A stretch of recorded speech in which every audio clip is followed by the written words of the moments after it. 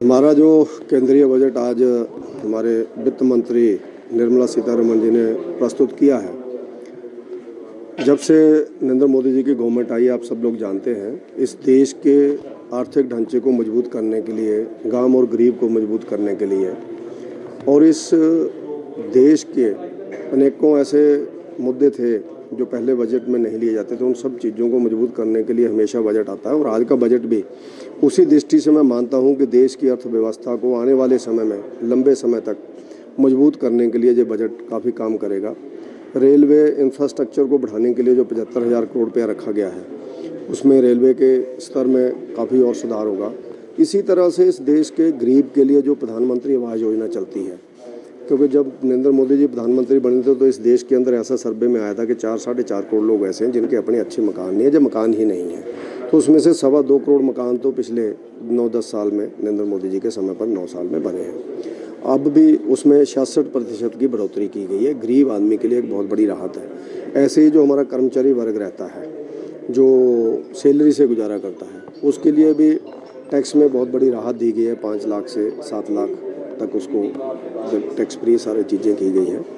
और इस तरह इस देश के अंदर जो कई ऐसी विदेशी चीज़ें आती हैं यानी हम इंपोर्ट करते हैं, उन चीज़ों के ऊपर टैक्स लगाया है ताकि इस देश के अंदर यानी मेड इन इंडिया जो हमारा रहता है, वोकल फॉर लोकल, जो नरेंद्र मोदी जी बोलते हैं, उसको मजबूत करने के लिए वो काम आएगी चीज़। बाहर की चीज़ें महंगी होंगी, हमारी अच्छी और सस्ती होंगी तो हमारे देश के अंदर इन्वेस्टमेंट बढ़ेगी, बाहर के लोग भी आएंगे और भारत के लोग भी आगे करेंगे। ऐसे बहुत सी चीज़ें की गई हैं और मैं ये मानता हूँ ये संतुलित बजट है।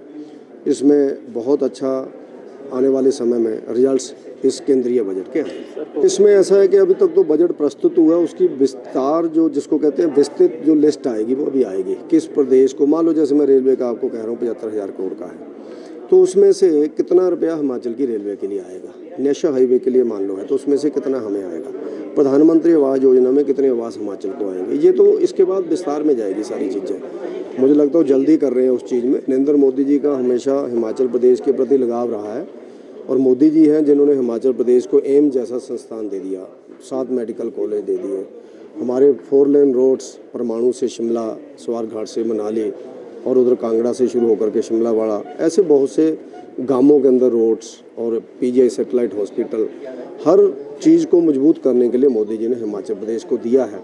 तो मुझे लगता है कि ऐसा अभी वो शायद जल्दी कर रहे हैं, ऐसा बोल करके बजट को पढ़ करके उनको विस्तृत जब इसकी जानकारी मिलेगी तो उनको ध्यान में आएगा कि हिमाचल इग्नोर नहीं हो, हिमाचल भाजपा के मन में हो, मोदी जी के मन में है।